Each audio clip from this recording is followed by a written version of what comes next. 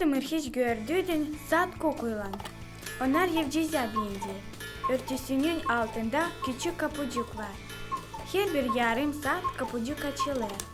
Oradan atlar demirden kuşçağız da kuku çalır. Saatlarda bulunan kuşçağız önemli hem lazımlı. O insanlara sadece gösterir. O kadar ki halis kuş hangisinin adını taşıyor bu demir kuşu. Yapmır işler. Yer sayıklarsak o kuşçağız için nice bir insan için. O zaman biz onu bir İncil sayacağız. Açan ana kuku ister bir yumurtlama. O kendine kıvratmır yuva. Ama bular başka kuşların yuvalarını. Orada yumurtlar da bırakıp uçar. Küçücük okum da yumurtadan doğunca hemen başka yumurtları yuvadan yere sıvıdır. Zeri kaldığının yalnız yuvada, o yalnız kabul edecek hepsi yemeği hem zahmeti.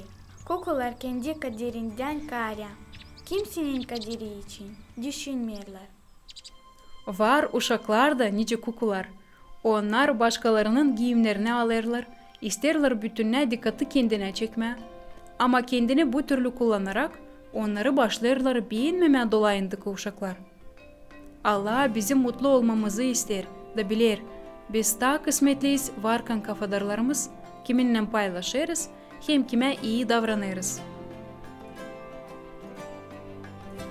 Ya söyle bana şimdi.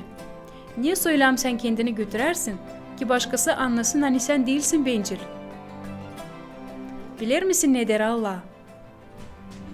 Unutmayın iyilik yapma. Hem ne var sizde pay etme.